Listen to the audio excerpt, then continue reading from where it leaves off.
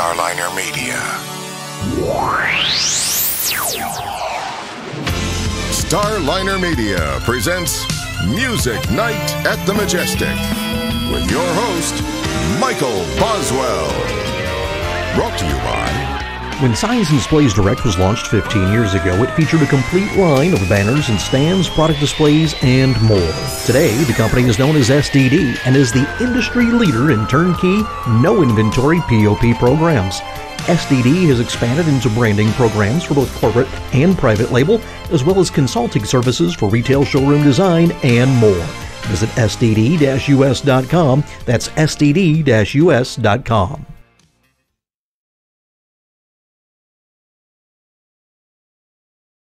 All right, it's time once again for Music Night at the Majestic, and with me, Gino Vannelli. Gino, welcome to the show. Good to see you, Michael. Good to see you. I'll tell you, before we get to anything, I have to tell you that if we were doing this show 40 years ago, you would have gotten me an A+ in music class because my teacher, Miss Camelli, was just completely enthralled with you. So, if there's a way to, Rita, if you're watching this... Did she ever explain why? She loved your music. She loved the music. And she was why she did, because it wasn't really that long ago the mainstream music. I mean, I had some success and all that, but it wasn't per se music that everybody was listening to. No, well, she was obviously very into music, and she loved the music itself, the songwriting part of it. She loved the sound of it. And I think more than once she mentioned your hair as well. She was quite enamored with your hair. But anyway, so Rita, if you're watching, if you want to retroactively go back, give me that A+, I'd appreciate it. Now that said, Gino, now you originally from Montreal, correct? And you grew up in a musical family. My dad was a cabaret singer and had didn't quite accomplish them, but he did pass on a lot of his musical taste and musical ideas to his sons. Yeah, now you can hear that diversity in your music because, from that first album, Crazy Life, you can hear, the culmination of a lot of different influences. I know you originally, took to the drums, correct?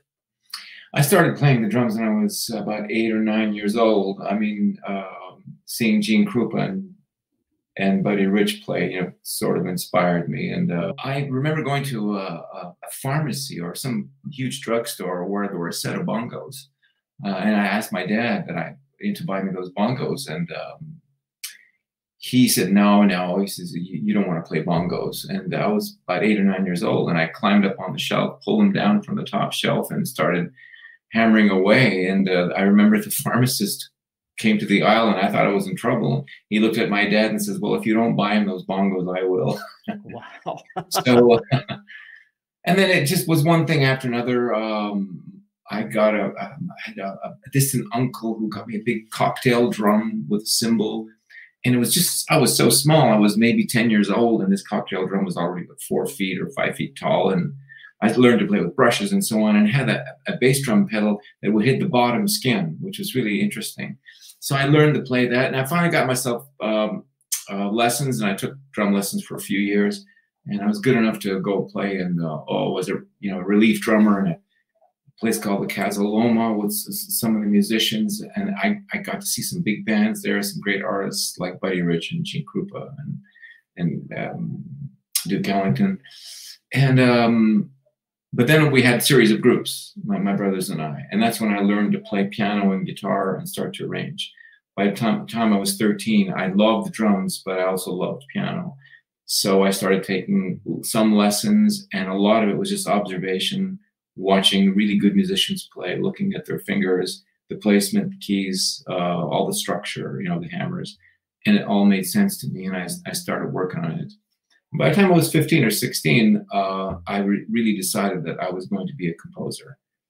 And I decided that I was going to model myself after 3 to 5 people, maybe Gershwin, Rodgers and Hammerstein, maybe Lennon McCartney, maybe Bacharach, Jimmy Webb, a few writers that I thought really had a good handle on writing. And it was no easy task because in the beginning, you can't figure out what makes a good song. How does it start? How do you write a bridge? How do you involve key change, modulation, harmony to melody, all that kind of stuff. And so I was so interested in the musicality of it that I didn't pay that much attention to the lyric aspect of it till later on, till perhaps my second and third record, where I really got to say, okay, this is really the other half that needs to take precedence, or as much precedence as the first half. So I quickly found out to master songwriting was almost to master life itself, because it took everything that I had to learn, to apply myself, because it took delving into the philosophies, it took delving into other people's works, other people's lives. It took hours and hours of daily studies, sacrifice, renouncing a lot of things that I really wanted to do, but stuck to my guns and really stuck to the work. So it really, and then it also gave me the idea that if I didn't take care of myself physically, that I couldn't do it for a very long time, or at least I couldn't do it very well for a long time. Because I noticed a lot of writers, as they got older, really, they sort of, their gas tank seemed empty. And where were they going to find inspiration? And so I decided that inspiration was going to come from the continuance of seeking. And if it meant spiritual seeking, so be it. So that really answers a lot of questions. You know, if you're going to ask me that, the seeking is inspiration to me, is the humility to me, the great lives of great artists, whether they be, you know, Andrew Wyeth, a great painter, or a great musician like Eric Korngold, who did, you know, Robin Hood and King's Row and great movie sound score of the 1930s. I find inspiration in almost anything I can lay my ears, my hands, my eyes on. Now, tell me this: were you a big record buyer? Yes, it was. Once a week we bought records, and it was always a single or two, and maybe every 2 months or a month we bought an album for $3.99. Now, do you remember what the very first single you ever bought was? Yes, I think it was One Fine Day by the Chiffons. Great record. Yeah. Yeah. I'm going to guess that the production on that had a little bit of influence on you. Well, it could have been a Spectre production, was it? I believe it was, yes. Yes. I just liked the melody and their voices, and I didn't know how it came together, and I studied the record. But in those days, you know, we had little record players, so you really couldn't, and it was in mono and couldn't hear much. So it was just the sound coming at you. And today, you know, as we listen to it in stereo and with hi-fi, you realize there's so much imperfection in the records that we needed a very limited medium to enjoy those records. Right. Now, how about the first LP that you bought? I think it could have been, well, my father bought a lot of LPs. So we had LPs in the house, and they were all jazz LPs, opera LPs, big band LPs, from Miles Davis to Coltrane, Dave Brubeck, big band, Stan Kenton and Duke Ellington, I mean, Sinatra, Tony Bennett. So we had all the fine music of the day. And that was a study in itself. I mean, listening just to some of the Sinatra records to understand how they captured those performances with a single take in the live room at Capitol Studios, you go, how do they do that? Because the engineer had to be on his game, as you well know. The A&R person there would be checking the charts to make sure everybody's playing the right parts. And Sinatra would walk in and do it in 1 or 2 takes. And that was the magic. And that was certainly a great study. But my first album that I bought, rock and roll album, could have been Meet the Beatles, or maybe it was Neil Sedaka's Greatest Hits. I'm not sure. Tell me this: what was the first album where you kind of ventured away from the pop stuff that most kids are, you know, they gravitate to? Well, maybe Love Supreme, you know, Coltrane. I discovered Kind of Blue, and I bought that record at a very young age, studied it for a long time, still play it. Mm-hmm. What Van Gelder did with the sound and how the musicians played it, how they captured that softness, yet that spontaneity, that directness, that ping sound that everything has. The solos are almost like they're written. It's a classic record, and I knew it when I was 11 years old, and I couldn't quite describe why, And I couldn't quite describe why I loved to play Bits and Pieces by Dave Clark 5 and why I loved Kind of Blue by Miles Davis. I sort of was bifurcated. You know, I had two sides of me. I had the real sophisticated stuff, and I love the kid stuff too. Well, as Ellington said, there's only two kinds of music, the good kind and the other kind. It is, but you know, you really can really break it. There was sophisticated music at the time, big band music, jazz, ultra pop, you know, some of the Andy Williams singing, some of the Perry Como, Bing Crosby, which is really fine singing. You understand how they trim their vibrato, how they say this word. I mean, it's not just shouting, and yet you really like, you know, Mike Smith singing "I'm in Pieces and Bits and Pieces" or "Glad All Over," just shouting it out. So I was of two minds. That I love the sophisticated academic, scholastic study of singing, but I also like the spontaneous, being 12 years old and just shouting it out. And that's what I try to incorporate in my music over the time. And it's not easy because one master always wants to take over. Right. Now, you obviously picked up something because you were only, what, 17 when RCA yes. had signed you? Right out of high school, yeah. Now, how did that happen? That doesn't, back then, that was a very uncommon occurrence. Well, I was in a group called the Soulmates, and we were playing most every weekend while I was in fourth year high school. And that time it was 67, 68. And I mean, psychedelia was huge. So we were every school dance or club we were playing had strobe lights, and everybody was getting high on mescaline and acid and hashish. And it was Steppenwolf and, you know, in the Gara Vida and all that kind of stuff. And everybody was playing those kind of stuff, those kind of songs. And we had a talent agent that came to one of the gigs and I guess saw something in me and gave me her card. And I called her. I said, well, yes, I would like to get a record deal. She said, do you have any songs? So I am writing. And so she got me a showcase with RCA.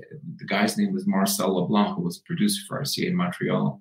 And one Monday I did school in the morning, and I went to RCA and did a couple of songs, demoed a couple of songs, played all the instruments. Because by that time, 17, I really knew how to play piano pretty well, drums, I'd say very well, and I play all the stringed instruments like bass and guitar also. Not profoundly well, but good enough. So I did my own rhythm section, and they were kind of, you know, impressed with what I did and signed me within a few days. And I thought I was on my way, and that was sort of really beginner's luck. Now, you made your own luck, though, with getting signed to A&M.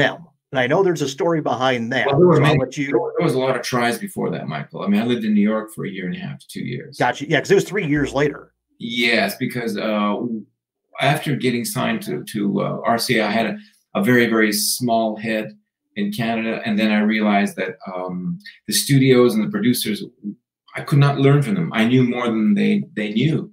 And so I needed to go where people were much, much brighter than I was.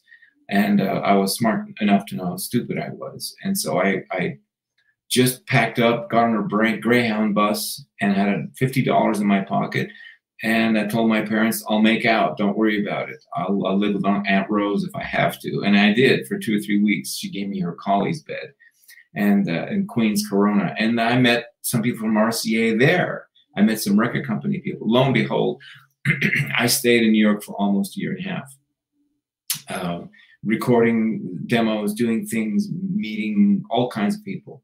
It was a great education. Went back home empty-handed, very depressed about it, but I figured something out. And so I formed a group called Gino Vannelli and Good Friends. My brothers and I toured for about 5 months in the province of Quebec, saved about $4,000 or $5,000, which is a lot of money at that time, built a little studio and created demos. And that's when we went to Los Angeles. Gotcha. And we went to Los Angeles. I was there for about 4 months and nothing doing. No one wanted to know anything. And so we ran out of money. We had our last $5 and my mother had sent money to Hollywood, Florida instead of Hollywood, California. And I woke up that morning knowing that we had to leave the next day, determined that I wasn't going to leave, that if I had to panhandle, I would. And I walked along Sunset Boulevard, 5:30, 6 o'clock in the morning. And it was 2 days before Christmas. And I stopped into a church that was open, Episcopalian church. And I sat in the creaky pews all alone. And I fell asleep for 3-4 hours, woke up at around 10 o'clock and knew exactly what I had to do. And went back to my room, got my guitar, took the sock out of my brother's mouth and where I last left it. And we just stood in front of A&M's gate. And he didn't know why we were there. And I wasn't sure exactly why we were there either. But I knew in my heart something was going to happen. And so the guard, of course, warned us about, private property. And then I saw Herb come out of his office, walk through the parking lot, and I ran through the gates. And it was a Keystone Cop chase scene. And I managed to accost Herb, and he was a little taken aback. And before the guard hauled me away, Herb, I think, saw sincerity in my eyes and told the guard to let go and asked me to come over and said, "What do you want to do?" And I said, "Let me play for you." And he gave me a pass, and I came back in 30 minutes, 40 minutes, played him a lot of the songs from the Crazy Life and Powerful People record. And he just said, "Welcome to the family." And that started 7 years of recording, which culminated in I Just Want to Stop and Brother to Brother on A&M. That's an amazing story, Gino. Well, it was an amazing story. Not so much. I knew at that time it was what I wanted, what my heart's desire was burning for. But there was something deeper than that. All through the years, I asked myself the question, what made me know? How come I knew to do that? How is it possible to have such a clear insight as to what to do? And was I seeing the future, or was I seeing a possibility to make a future? And so I asked myself that question, and it was a very deeply transpersonal, spiritual question. And so it stayed with me, up until this day, that I knew that we have the capacity for more than we give ourselves credit for. And that is a good haunt to have in your life. It's something worthwhile exploring. Absolutely. Now, on those, records that with A&M, you had such a symbiosis, if you will, of different sounds, some really interesting textures, but you could hear all your influences. It was very distinctive. Well, there was no other. I mean, people do what they are, what they accumulate. We're a sum of a lot of memories, and then there's a few original things about us that are like buried somewhere in our, microbiome. I don't know. We're made up of a lot of interesting things besides the stuff of stars. And I believe there's passing thoughts and passing energies all around us, and we try to grab and we try to catch a few that are just whizzing by. And so for me, I always knew what I listened to. I always knew what I liked, and I grabbed the best of what I liked. And I tried to amalgamate them. I tried to put them together in one coherent thought. And that was very, very difficult because I found that a lot of people really are a lot more, how can I say, narrow is not the right word, but they're really given to one predilection. If it's really strictly country or strictly pop or strictly jazz. And when you start mixing the two, a lot of people are not sure about it. But I understood at a really early age that even classical music was hybrid music. Ravel mixed Basque music with classical and with folk music of the time. So did Bela Bartok, Hungarian dances. And so did so many, mixed folk music with what was the scholastic music of the time. And jazz became the hybrid of classical and Tin Pan Alley and street music and experimentation, and became its own idiom. But everything is the fusion of something else and with something else, including flamenco, which is Indian, Romanian music, with Spanish music. And I mean, it's just Spanish folk music. So for me, I was very interested in fusion. And that's why in the early days, I mean, the artists that were experimenting with it, Stevie Wonder and even a bit of Sly and Family Stone, I was very interested. And then Blood, Sweat and Tears in Chicago were hybriding, jazz with pop and rock, and that's okay. I wanted to do. Only I had my own influences and amalgamations that I wanted to work with. Right. Now, you mentioned Stevie, and you mentioned, grabbing on to what's going on around you. Yeah. You toured with him in '74. Yeah. That had to be an experience that had a big impact on you. Well, it did. I mean, how it came about was enough of an impact that he was poolside. I was sleeping by the pool, a little flustered with what was going on with the Powerful People record, how it was coming along. And I heard it turned out to be Stevie was singing Crazy Life. And I heard, it's a crazy life. And I said, wait a minute, that sounds like my song. And so I kind of traced it, and lo and behold, it was Stevie and his brother. And Stevie and I exchanged hugs, and, I told him how much I was in awe of what he was doing. And he said he liked Crazy Life. And he also said, would you like to tour with me? Because Chaka Khan is canceled, 7 or 8 dates. And I said, are you sure you want me to do that? Because I said, am I going to get killed? Or, He said, no, don't worry about it. I got a very, very, open audience. And that was really the beginning of really, for me, real hybrid, cultural hybridism. Because there I was, I mean, a 90% Black audience in '74 in Cincinnati, Cleveland, I forget all the others, Houston, Dallas. And I got some standing ovations, and I really understood that music really transcended culture. It transcended so many things, prejudices, whatever. And Stevie was gracious enough to introduce me, to give me a few words too during his set. And I got a call from Don Cornelius, I think it was in Cincinnati. He asked me to do Soul Train. And because of touring with Stevie. So it really opened up a lot for me.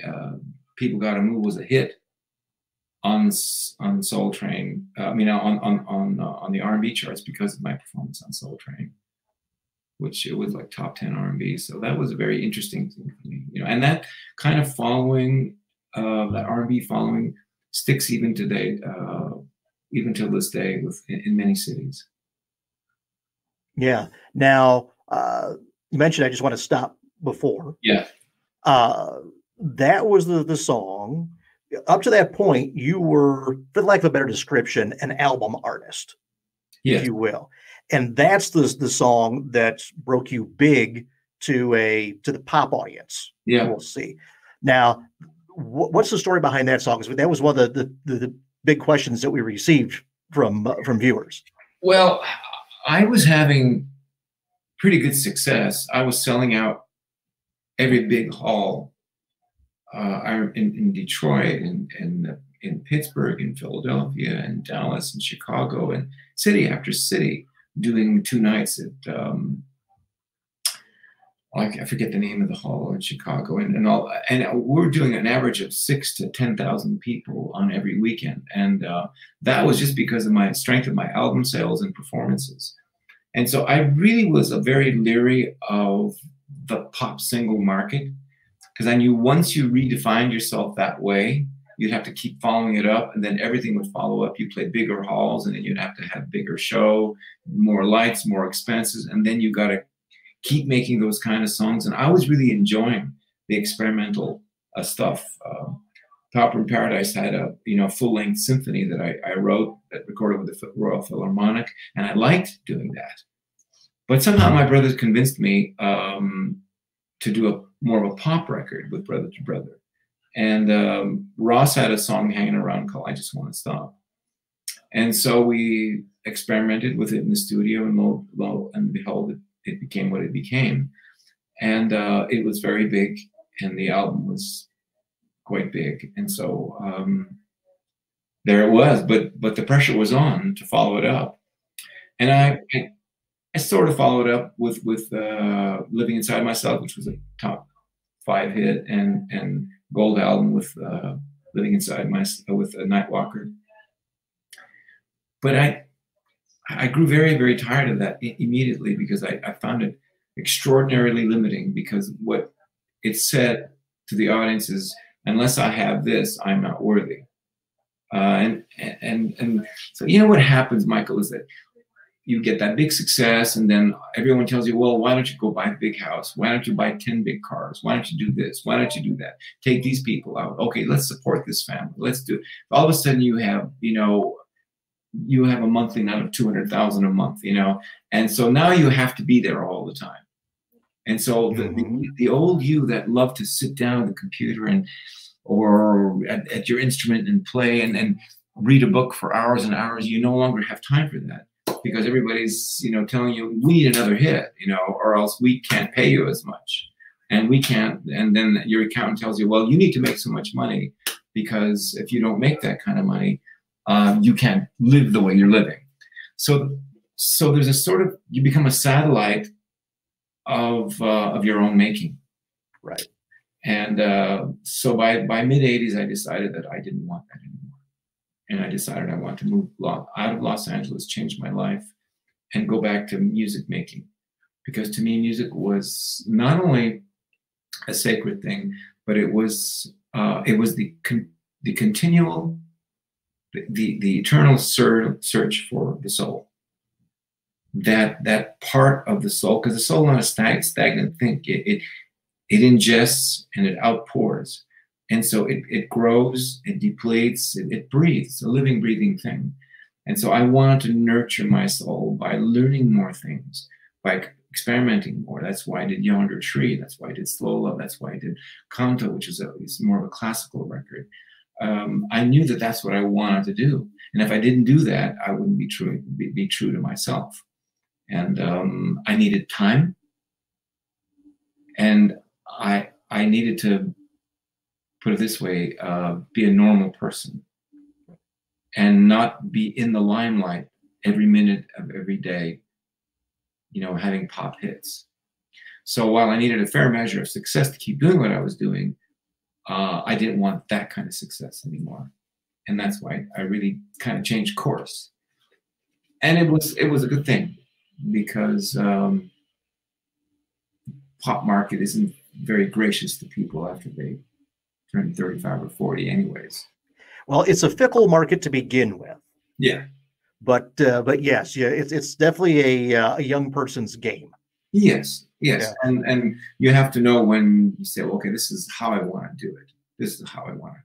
So now I put out records that really, first of all, appeal to me, then appeal to select a bunch of people that afford me to go out. And I never play less than 1,000 people a night. I still have devoted people that love to hear what the old songs sound like with a new band, slightly different arrangements. Before this pandemic, I mean, we were doing at least 50 nights a year, and love touring, and I love doing it in the way that's really musical and gives people great pleasure. Well, I'll tell you, you mentioned Yonder Tree and Yeah. Slow Love. Those were very refreshing albums. And the nice thing about it is, well, it is we'll say traditional jazz influence on it. You still have that distinctive Vannelli sound to it in your delivery.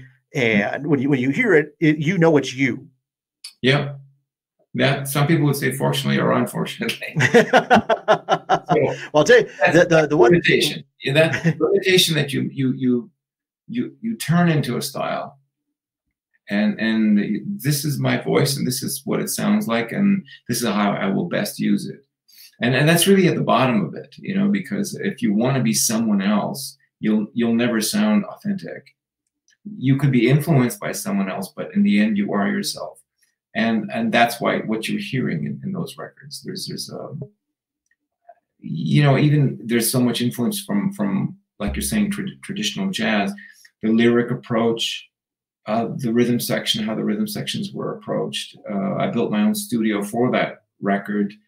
How I approached my vocals was not a typical, you know, lounge jazz or a smooth jazz or cool jazz singer. It really was my own sensibility. And it makes for me an interesting thing to keep doing, because I like to go back and listen to what I did 30, 40, in some cases 50 years ago and say, now that was a good one. Yeah, well, you know, the thing, you know, a lot of people have tried to do different styles of stuff, and it's not uncommon that it sounds like somebody trying to do something that they don't normally do. It doesn't ring true. Well, that's because they don't really have a true grasp. There's two elements to the true grasp. The true grasp comes from having listened to it, ingested it, and really metabolize it. And then the other grasp is in knowing how to reproduce it. So in another sense, you have to dissect. In a sense, you have to dissect it. Listen to all the piano players. Listen to their voicings. Listen to how they do this, do that, and imitate it. Go to the piano saying, "Oh, this is what Bill Evans does. Oh, Keith Jarrett always does this and does this." So, okay, so it's not always these chords. Or the bass player, if it's Ron Carter, or if it's whoever it is, you know, Gary Peacock. You study their playing, and so I was a real aficionado, and I auditioned so many piano players, so many bass players for the Yonder Tree record. I was looking for something, and so it came across as authentic, because not only had I ingested all that kind of music in my youth, extreme youth, but I took many years to study it and reproduce it at the piano or on an instrument, saying, "Oh, so that's what he's doing." So it's not just a sort of a hit and miss or a shot in the dark. It's not kind of like it just sounds like. No, this is how it's done. Well, say that's the difference between somebody who's basically doing, you know, an imitation as opposed to, you know, an authentic passion and understanding of the music. Yeah, I mean, I studied, of course, Sinatra's singing with big band was very masterful, especially in the early years. And then, you know, Ella Fitzgerald, Sarah Vaughan in the beginning of her career, when she was 21 to say 28, such a masterpiece, such an effortless master, mm-hmm. You know, what she did. And so when you listen to those early records, you go, now that, if I could ever sing any close to that with such ease. So those are great mentors, you know, to have in your life. And as far as timing and rhythm and independence, Errol Gardner was just an amazing piano player. So I would make sure that any piano player I would have had some sort of independence and rhythm and exactness of rhythm that Errol Gardner had. So it really comes from a lifetime of listening to so many great artists, and in the subtlety of Miles Davis. Nobody could play a melody, because he not only would play a simple melody, of course his phrasing, his inflection, his feel was great, and he could go more than that, but he would just stick to what he was planning to do. But it was his understanding of the juxtaposition of his simplicity against the stuff that was going on behind him. So when you listen to as simple as his solo is in Kind of Blue or Milestones and some of all the great records he's made, he has such an understanding of the voicings of his piano players, what his bass player is doing, drummer, all that, the horn section, all that kind of stuff, that he knows how to tailor make the background for himself, so that simplicity comes across as a flower's corona or the petals of a flower. And so the flower is supported by everything else. So he knew the whole structure and substructure of the flower. And that's why his music is what it is. And the great artists know how to do that. So did Sinatra. That's why I hired him for most of the time. Nelson Riddle or Billy May or Duke Ellington, Count Basie. Those records are classic because they are like a total structure that leads to just the petals or corona of the flower, which is the singer. And it's just a perfect kind of shape. And it's not like this madcap singer trying to dance around mediocre arrangements. And therein lies, you know, the difference with a lot of other artists. Those guys knew how to create it from soup, from the bottom up. Exactly. And now, so did the Beatles. And that's what the Beatles did in their own way. They created from the bottom up. The song itself was really good. That little twist of lyric, that little melody with the chord and all that, and how they built it. And then it would culminate in a simple vocal performance, but it was magical. And those are the heroes for me, the ones who could build it from the bottom up. Some of the singers that were great singers, but got lucky once in a while with a good arranger. But for the most part, never did it from the bottom up. Just say, oh, give me that tune, give me that tune. And once in a while it really works, but not all the time. Whereas those artists that I'm depicting, they were consistent. You know, that's what they did. Right. Now, I wanted to ask you, you had a request to perform at the Vatican. Mm-hmm. How did that come about? One day, I produced a record from a Danish piano player called Niels Landoki, and it was called High Tech Haiku. And he wanted me to sing a song, so I said, you know, I just wrote this song about my father, who passed away recently, and it's called Parole per mio padre, a word to my father. Pino Daniele, who's gone now, but wrote the lyrics. I said, would you like? I'd like to do a classical song on your record. And I did it. It turned out nicely. And somehow, some way, the Vatican heard that song. I don't know how, but they did. And so I got a call one Sunday morning, very early. My wife and I were having breakfast. It was 7:30 in the morning, and I came downstairs to the office, and I usually don't get a call Sunday morning. And it was a man with an Italian accent, and I cursed the phone because I thought it was one of my Toronto friends. His name is Vito. And I F you, Vito, and I said, I said, it's a bad joke. It's too early. And so the phone rang again, and the voice said, please don't swear at me. It ended up being one of the bishops from the Vatican. And he said that Pope John Paul would like you to sing this song at his jubilation or as Christmas celebration. And so they invited the whole family. Me, Patricia, and Anton went to Rome. We all had an audience with Pope John Paul. Wow. The really wonderful thing about it is that I got to study a little bit about his life, his accomplishments, his poetry, some of his plays, but his commitment during World War II, his commitment to free Poland from communism, all those things. And so meeting him was a great honor.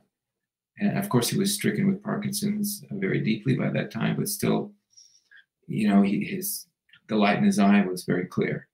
So it was a high moment, you know, a peak moment, and a lot of artists there. Some didn't quite appreciate the invite in the way they should have. Just saw it as a guy with a beanie cap and with white pajamas or something like that, you know, head of a party or something like that. I know I always had my misgivings about institutionalized church, but I also saw that Pope John Paul transcended that in many ways because his life was more than his papal authority. You know, he was willing to really step out and go out on a limb and say what he believed in, and basically understood that freedom, the freedom of expression, freedom to dig, freedom to uncover, freedom to say what you want to say, freedom to make a mistake, freedom to be a fool, was the only way humans can evolve. And so for me, I mean, let me tell you, Michael, I mean, 80% of what I wrote and recorded, you know, is either mediocre or less. But there is that 20% that kept pushing me as though this is really good, and evolved me as a human being. But I needed to be able to experiment and to put it on paper or put it on record and have it come back to me and have it swish around a few times for me only years later to say, okay, this is what was good about it and this is what wasn't good about it. And I know I'm saying in a bit of a roundabout way, but my conversation with John Paul was really about that. That, you know, he said in many words, keep striving. And that's what he did. And that's at least partly why I was very happy to be there. Yeah, absolutely. That's one of those, you know, lifetime moments that, you know, you're very lucky to get to experience. Well, it would have just been a peak kind of experience to be at the Vatican, to check it out. To, you know, every square inch of that building is a piece of art. To be invited to stay in a nice hotel room and eat nice food and be with artists, that would have been good enough. But the 10 minutes that I spent with Pope John Paul, my wife spent 15 minutes with him. The conversations were very deep, though very short. And when you know that someone with such a burden on his shoulders, that particular Pope had, all popes have, but that one had at that time, it felt like the information coming from him was really worthwhile keeping. When you were doing the performance, yeah, what was that like? What was going through your mind, and what were you experiencing when you were there doing? Unfortunately, I had contracted such a terrible flu that my temperature was 103 when I was performing. Oh wow! And my voice was totally closed up, and they actually gave me a really powerful cortisone steroid shot, and it opened my voice for about 5 minutes. And you can Google that performance to me at the Vatican. I think I sang okay, but as soon as I got off stage, I collapsed, and I was in bed for I think 10 days. My wife took me to Gubbio, which is central Italy, medieval Italy. We stayed in a little room there. I didn't get out of bed for 10 days. Wow. And it was really, really bad. But I had the choice. You know, they told me, look, 100 million people will be watching. And I said, you know, there's some really high, powerful notes in Parole per il mio padre. I don't know if I can do them. You know, I'm so sick. And then someone said, well, you can't miss this opportunity. And I said, if I take the opportunity and blow it, that'll be me blowing it in front of 100 million people, because it was live. It wasn't taped. They couldn't take it out of the show. So I just rolled the dice, and it was a little bit of that moment, like in that church before seeing Herb Alpert, that I really went into a quiet place, and I just decided, okay, I'll do it. Plus the steroid shot helped. Yeah. Well, tell you what, we've talked about, you know, your music up to this point. What are you working on currently? Last year I put out a record called Wilderness Road. I think it's some of the best collection songs that I've written. I don't think everybody's accepted it totally, because a lot of it's sort of Americana country a little bit, a lot of storytelling mixed in with a little bit of jazz, and so it's really got a very strange kind of hybrid to it. So what happened a few months ago, the record company that I usually like to work with, SRG Universal, Claude Villani, said he's been listening a lot to, you know, Good Thing that I recorded in 2009-10, and he loved this song, like, you know, Night Drive and, you know, Night of the Road, so on and so forth. And well, we both decided we're going to re-release it because it was never released in America. And I'm adding 5 new songs to it. So I'm just about finished with those 5 new songs, plus the 9 that's on the record. So it's going to be called More of a Good Thing. And that's coming out late spring. And so I'm really, I'm having such a good time, you know. Good. Yeah. I mean, I go to the studio every day, whether I'm working on it or with a deadline or not. Ever since I read that book that Stephen King wrote about how to write, he goes in. Even Joseph Campbell, the great writer about all religions and all, you know, he said he'd go into his office at 8:30 or 9 o'clock and not get out till 3 or 4 o'clock, and whether anything was happening or not. And so whether I feel like it or not, I go in usually at 11 o'clock at the studio and stay till 5 and record. And sometimes it's just to experiment with new software, new computer gadgets, new instruments, or just do a bridge or two or chorus or two of the song, see if I like it. And sometimes just to hang with musicians too. Lately, not so, obviously, because of the situation. Right. Tell me this, you know, when you go in to write, yeah, are you like a method writer, or are you more of, it's purely a feeling and you just go with it? I know some folks, you know, are focused on lyrics, some folks on the music side of it. With you, do you defer to one or the other first, or is it simply it happens as it happens?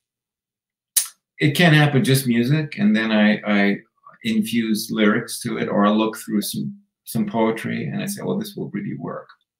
A lot of the songs on the last record a lot of them were poems first that I put to music.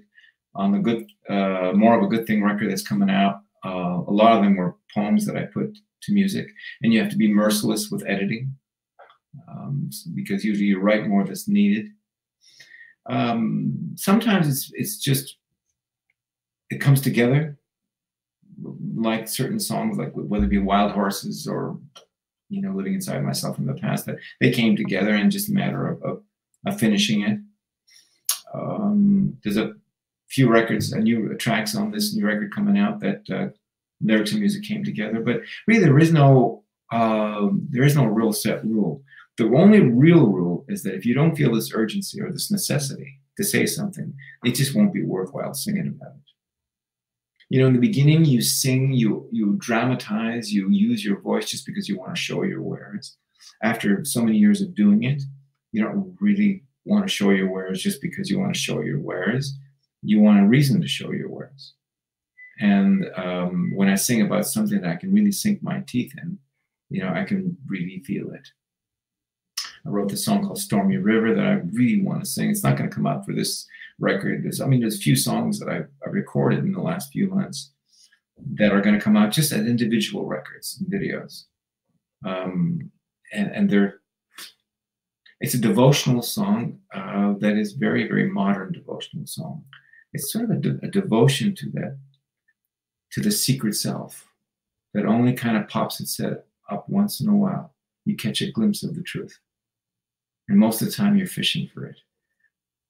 Kind of like this thing in the bathtub, you know, that keeps evading your grasp. Yeah. Well, I'll tell you what, you know, believe it or not, we actually have touched on the topics that are the viewers, the questions that they had submitted. We actually touched on all but one, actually. And what's that? Charles in California had asked if you had to pick 3 records from your discography, singles or LPs, that you think best represent your career, what would they be? Now, I really, there aren't 3, at least 3 that he would know of. I could never, I mean, that's for the public to decide. I'll answer it this way. The other day, someone shoots me an email saying, hey, dig this. There's this new British group that's just done Flying to This Night. I recorded in 1976.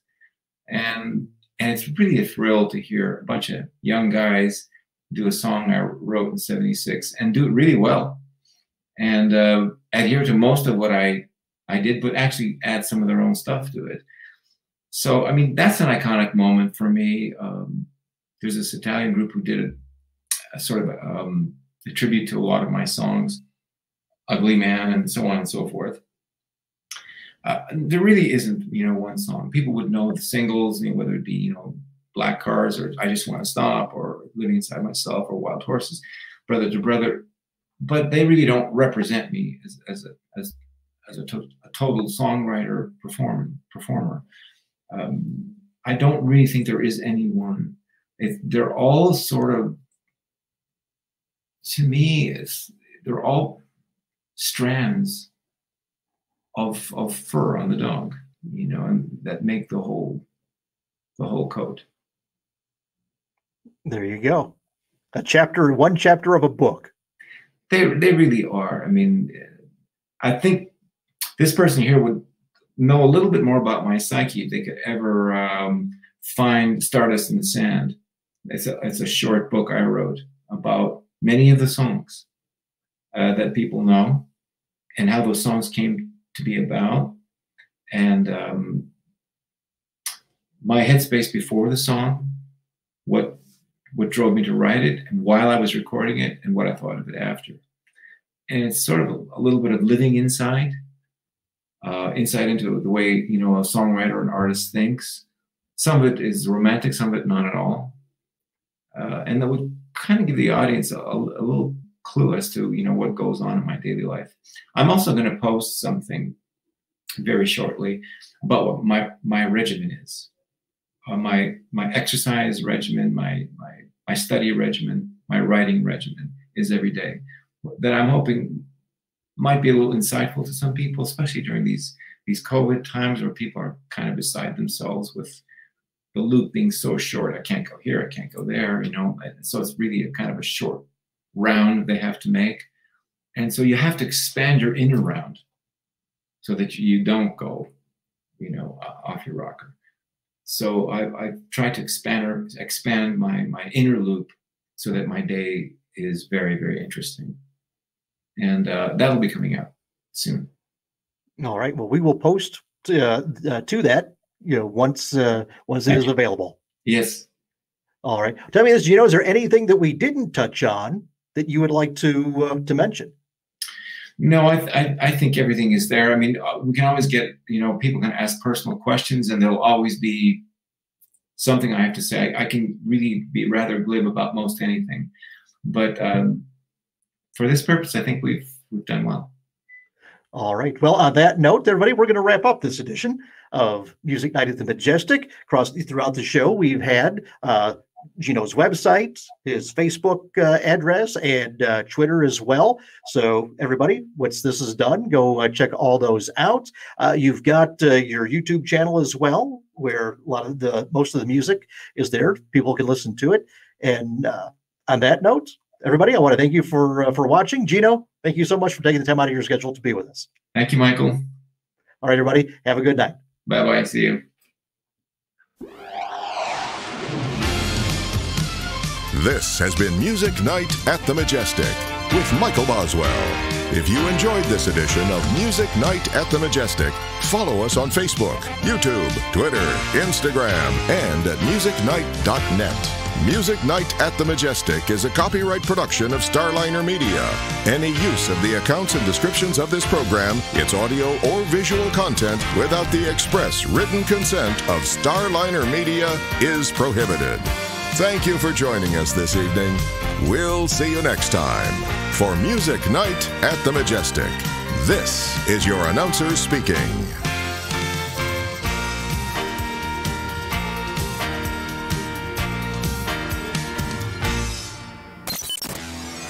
Starliner Media.